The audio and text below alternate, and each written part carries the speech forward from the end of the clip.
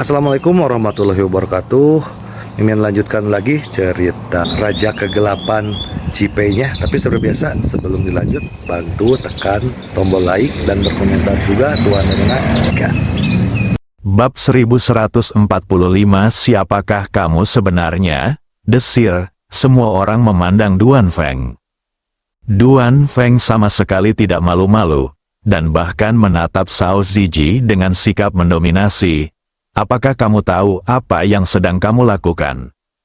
Di matanya, Shao Ziji bukan apa-apa. Hotel Qingzhou masih bergantung pada keluarga Duan untuk dukungan, dan setiap tahun Shao Ziji memberikan uang dan hadiah kepada keluarga Duan. Sekarang Shao Ziji keluar untuk merusak perbuatan baiknya. Siapa lagi yang bisa dia lakukan selain menjadi orang bodoh? Oleh karena itu, ketika menyangkut Shao Ziji, dia mulai dengan memarahi dan memakinya, tidak memberinya muka sama sekali. Menurut pendapatnya, di bawah omelannya, Shao Ziji akan meminta maaf padanya seperti seekor anjing dan kemudian mematuhinya dengan patuh.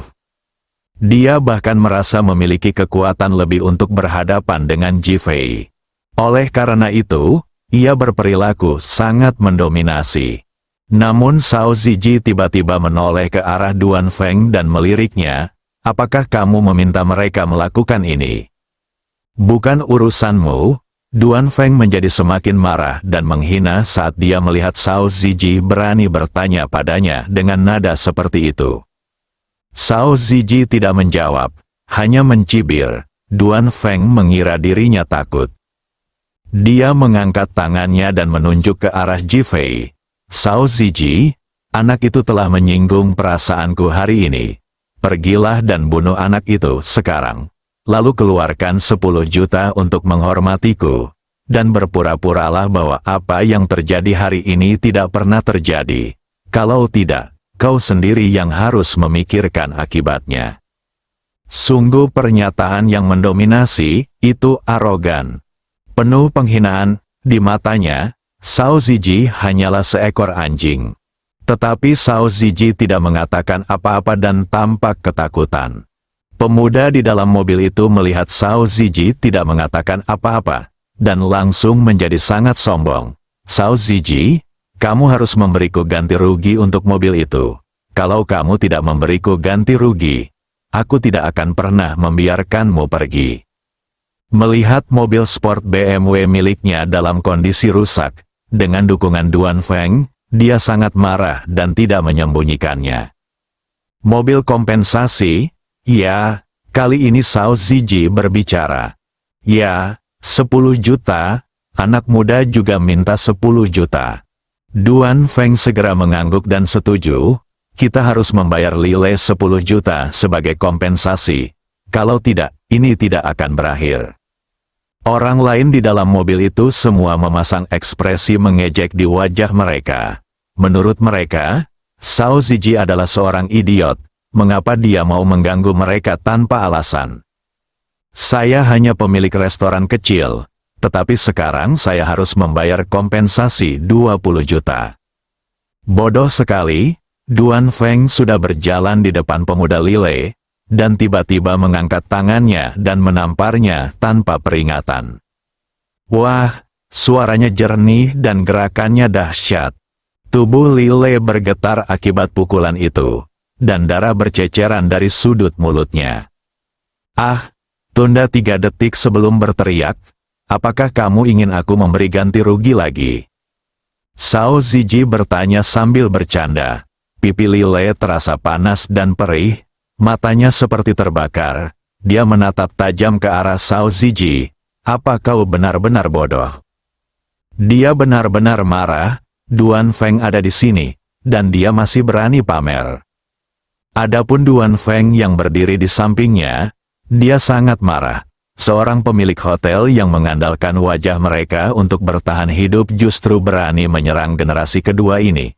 Bukankah ini seperti mencari kematian? Saya sudah bicara, tetapi kamu masih berani bertindak. Ini adalah tindakan melebih-lebihkan kemampuan diri sendiri dan mencari kematian. Shao Ziji, kamu akan diusir dari Qingzhou mulai sekarang.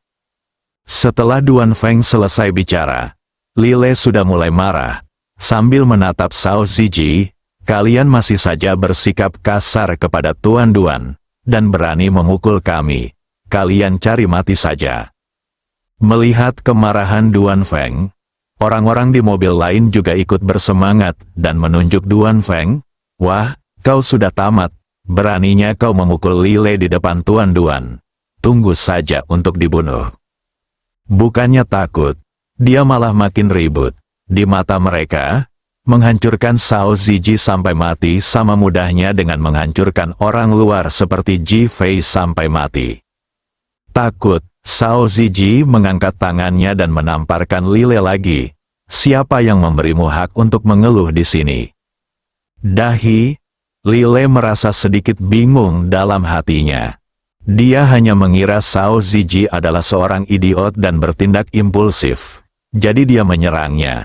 Dia tidak menyangka bahwa setelah mengatakan ini, dia masih berani menyerangnya. Ini pertanda dia tidak peduli dengan hidupnya dan tidak takut mati. Dia sangat marah.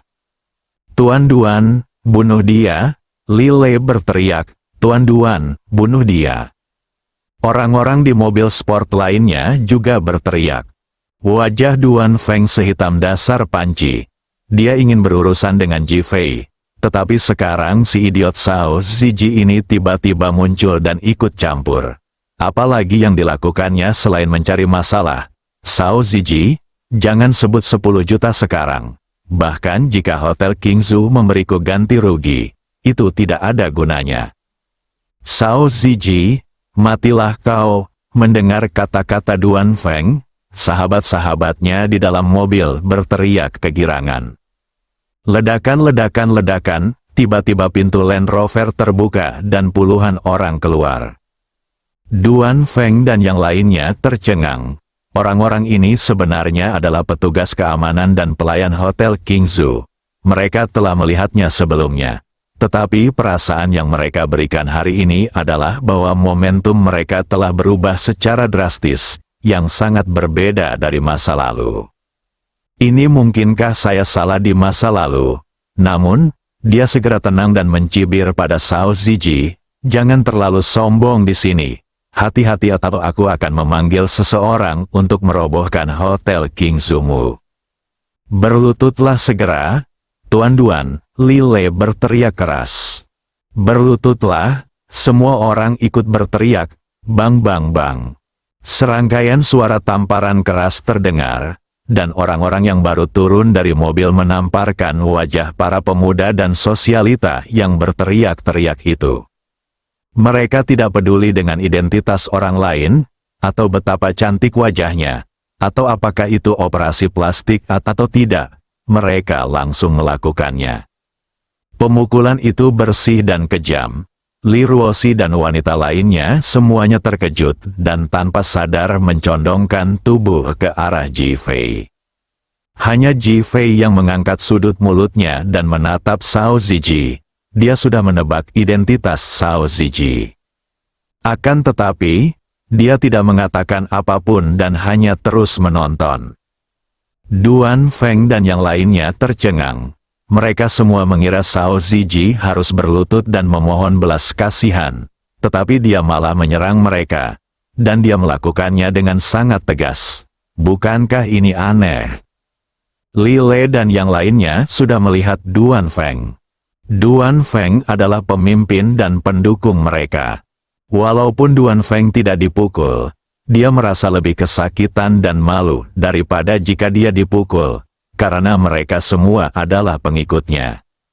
Shao Ziji, kamu tidak boleh meninggalkan Qingzhou. Aku jamin kalian semua akan mati hari ini.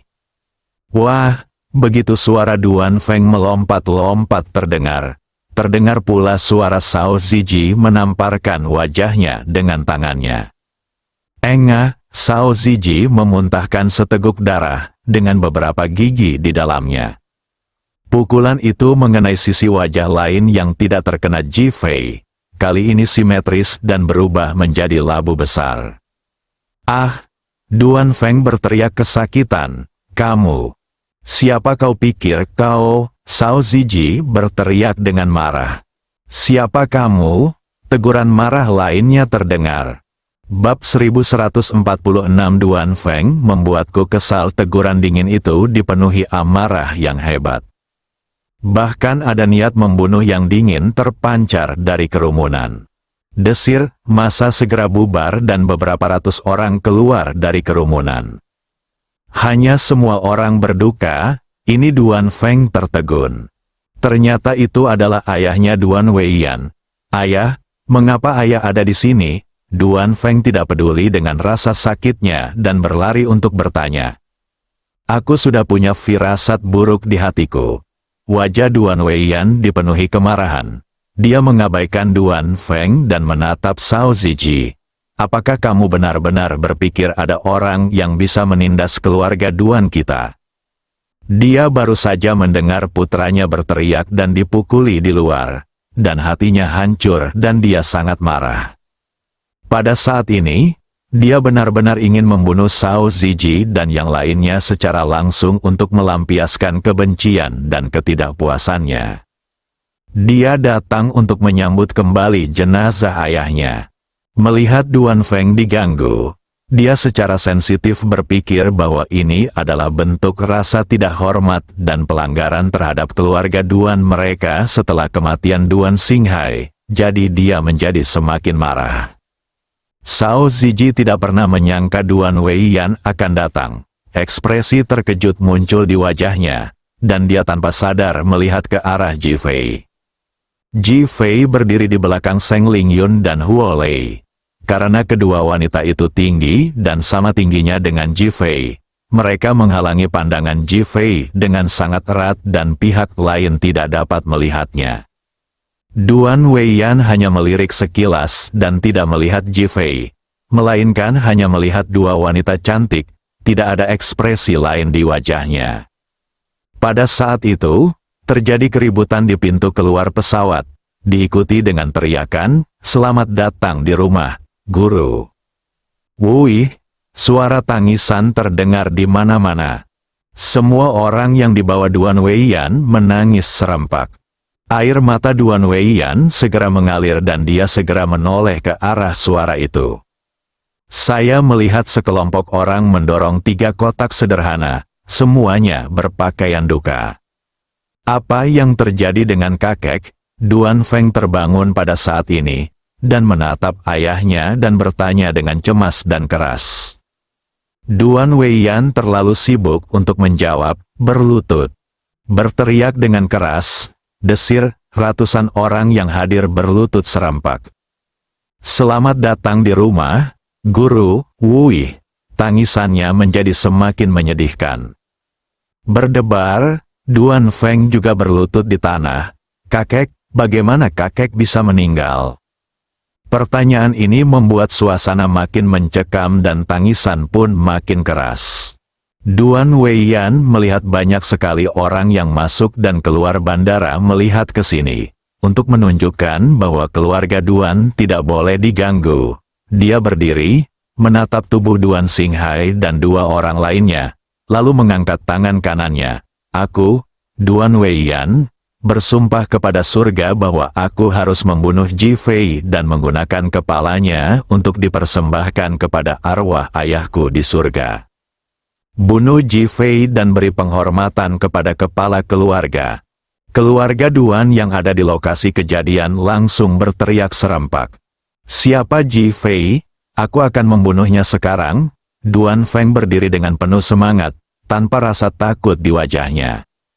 Pada saat ini, Li Ruoxi dan wanita lainnya tercengang, apa yang sedang terjadi?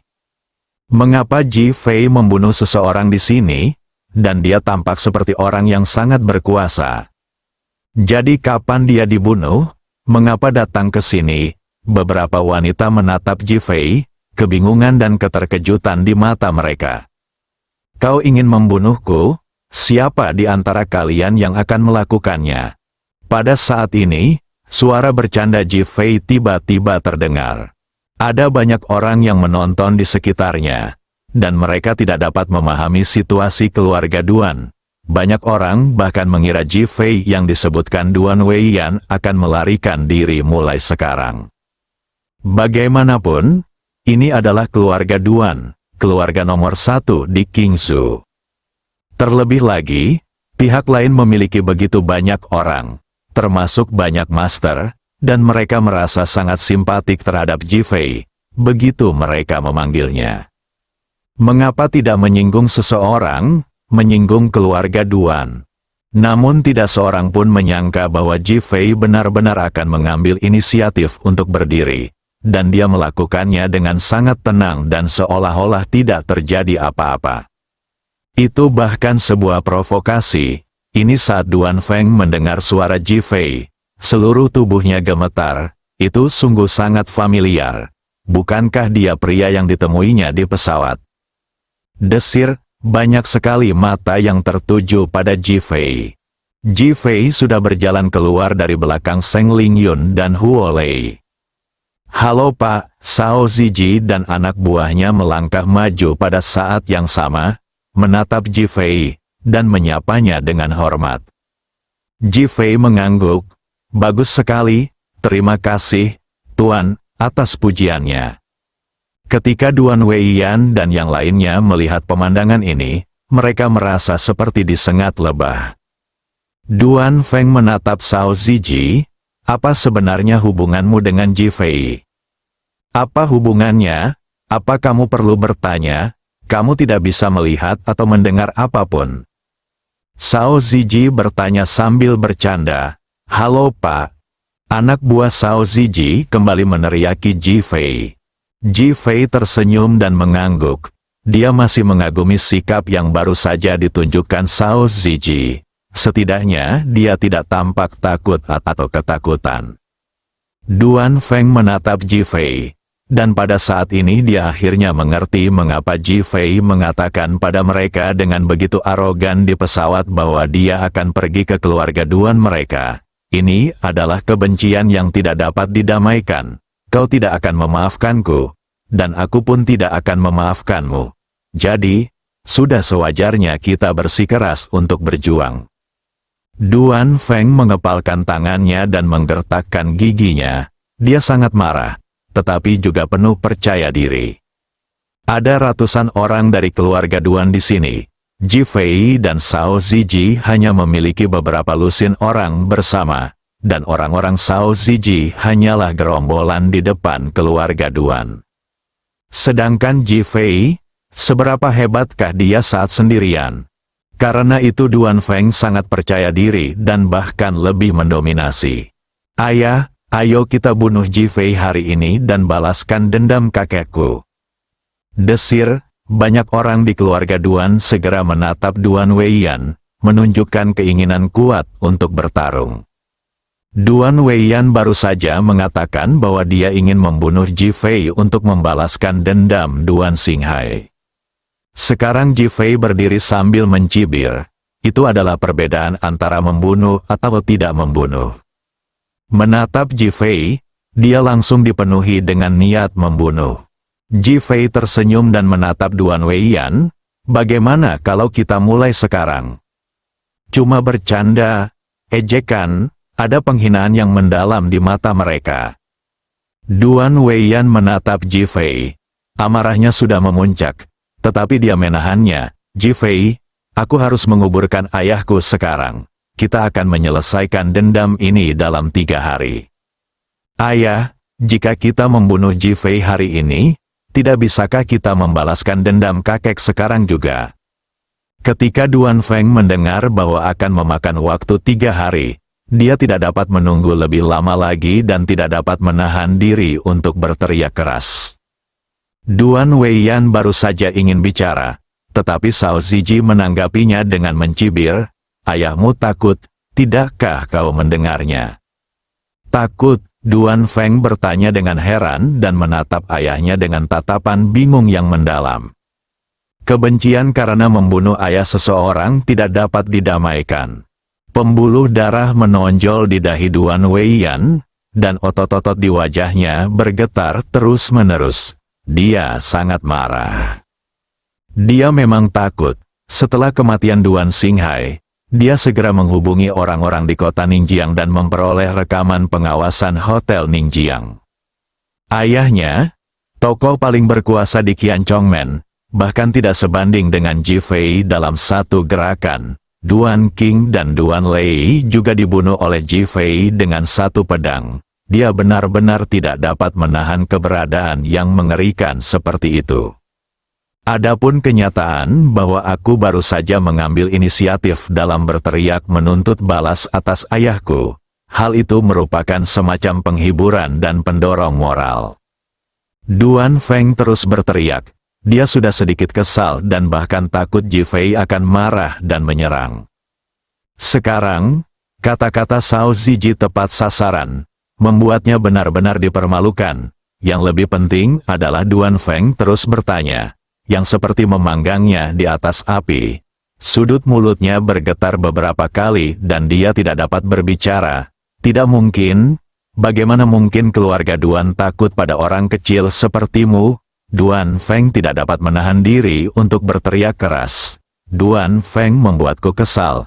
Ji Fei memandang Duan Weiyan dan berkata, bersambung.